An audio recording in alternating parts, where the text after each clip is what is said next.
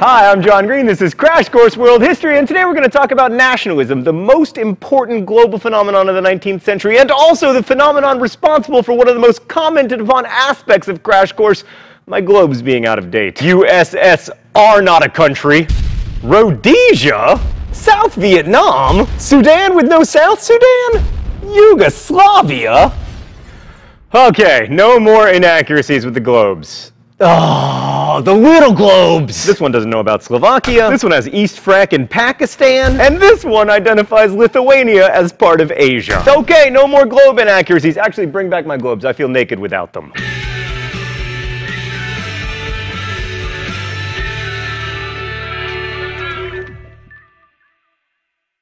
So if you're into European history, you're probably somewhat familiar with nationalism and the names and countries associated with it. Bismarck in Germany, Mazzini and Garibaldi in Italy, and Mustafa Kemal, aka Ataturk, in Turkey. But nationalism was a global phenomenon, and it included a lot of people you may not associate with it, like Muhammad Ali in Egypt, and also this guy. Nationalism was seen in the British dominions as Canada, Australia, and New Zealand became federated states between 1860 and 1901. I would say independent states instead of federated states, but you guys still have a queen. It was also seen in the Balkans, where Greece gained its independence in 1832 and Christian principalities fought a war against the Ottomans in 1878. In India, where a political party, the Indian National Congress, was founded in 1885, and even in China, where nationalism ran up against a dynastic system that had lasted more than 2,000 years. And then, of course, there are these guys, who in many ways represent the worst of nationalism, the nationalism that tries to deny or eliminate difference in the efforts to create a homogeneous, mythologized, unitary polity. We'll get to them later, but it's helpful to bring them up now, just so we don't get too excited about nationalism. Okay, so before we launch into the history, let's define the modern nation-state. Definitions are slippery, but for our purposes, a nation-state involves a centralized government that can claim and exercise authority over a distinctive territory. That's the state part. It also involves a certain degree of linguistic and cultural homogeneity. That's the nation part. Mr.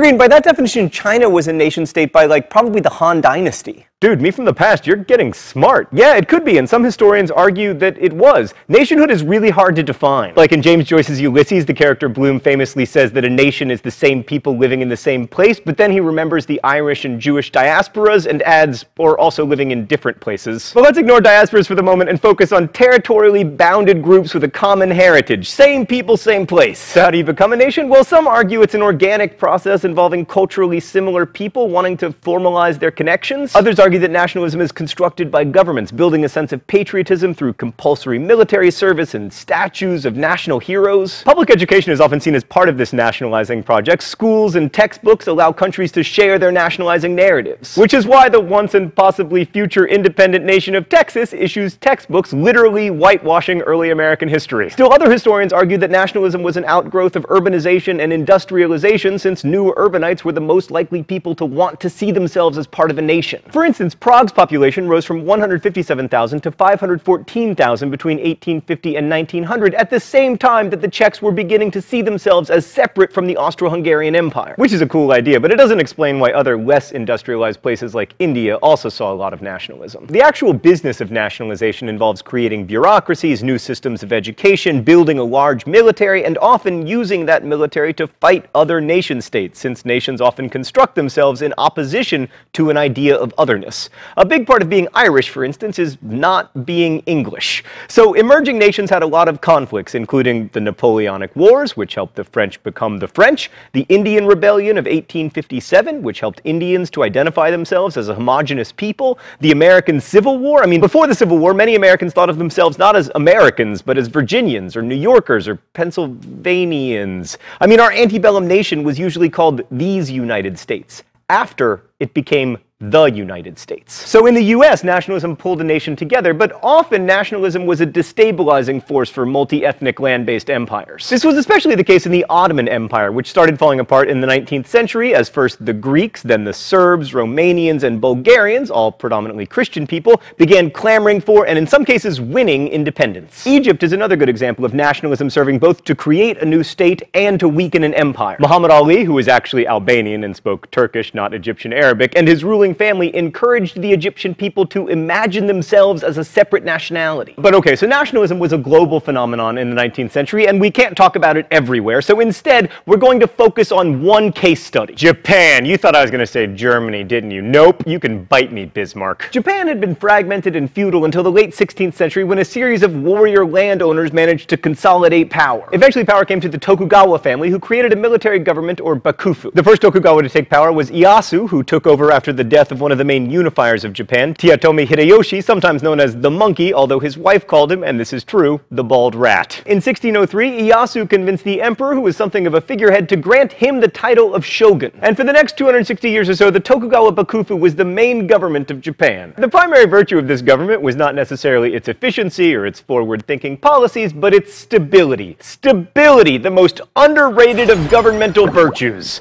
Let's go to the thought bubble. The Tokugawa bakufu wasn't much for centralization, as power was mainly in the hands of local lords called daimyo. One odd feature of the Tokugawa era was the presence of a class of warriors who by the 19th century had become mostly bureaucrats. You may have heard of them, the samurai.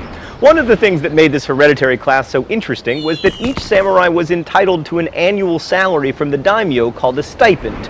This privilege basically paid them off and assured that they didn't become restless warriors plaguing the countryside, that is, bandits. We tend to think of samurai as noble and honorable, but urban samurai, according to Andrew Gordon's book A Modern History of Japan, were a rough and tumble lot. Samurai gang wars, a West Side Story, and the shadows of Edo Castle were frequent in the early 1600s. And you still say that history books are boring. As with kings and lesser nobles anywhere, the central bakufu had trouble controlling the more powerful daimyo, who were able to build up their own strength because of their control over local resources. This poor control also made it really difficult to collect taxes, so the Tokugawa were already a bit on the ropes when two foreign events rocked Japan. First was China's humiliating defeat in the Opium Wars, after which Western nations forced China to give Europeans special trade privileges. It was a wake-up call to see the dominant power in the region so humbled, but even worse for the Tokugawa was the arrival of Matthew Perry. No, thought bubble, Matthew Perry. Yes, that one.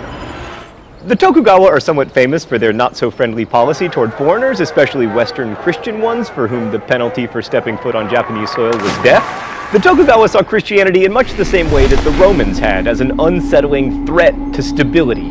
And in the case of Matthew Perry, they had reason to be worried. Thanks, Thought Bubble. So the American naval commodore arrived in Japan in 1853 with a flotilla of ships and a determination to open Japan's markets. Just the threat of American steam-powered warships was enough to convince the bakufu to sign some humiliating trade treaties that weren't unlike the ones that China had signed after losing the Opium Wars. And this only further motivated the daimyo and the samurai, who were ready to give the Tokugawa the boot. Within a few years, they would. So what does this have to do with nationalism? Well, plenty. First off, even though the Americans and the Japanese didn't go to war yet, the perceived threat provided an impetus for Japan to start thinking about itself differently. It also resulted in the Japanese being convinced that if they wanted to maintain their independence, they would have to reconstitute their country as a modern nation-state. This looks a lot like what was happening in Egypt or even in Germany, with external pressures leading to calls for greater national consolidation. So the Tokugawa didn't give up without a fight, but the civil war between the stronger daimyo and the bakufu eventually led to the end of the shogunate. And in 1868, the rebels got the newly enthroned Emperor Meiji to abolish the bakufu and proclaim a restoration of the imperial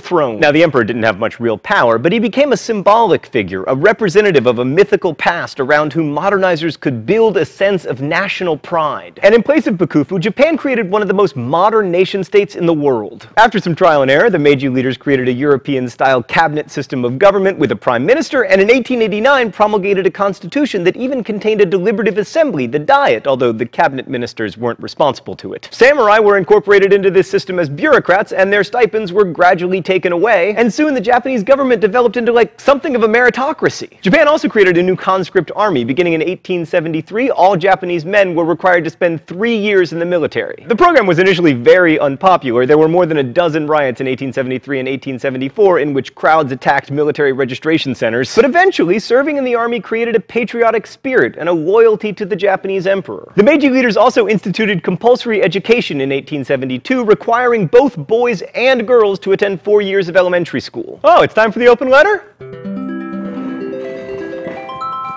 An open letter to public education. But first, let's see what's in the secret compartment today. Oh, it's a graduation hat.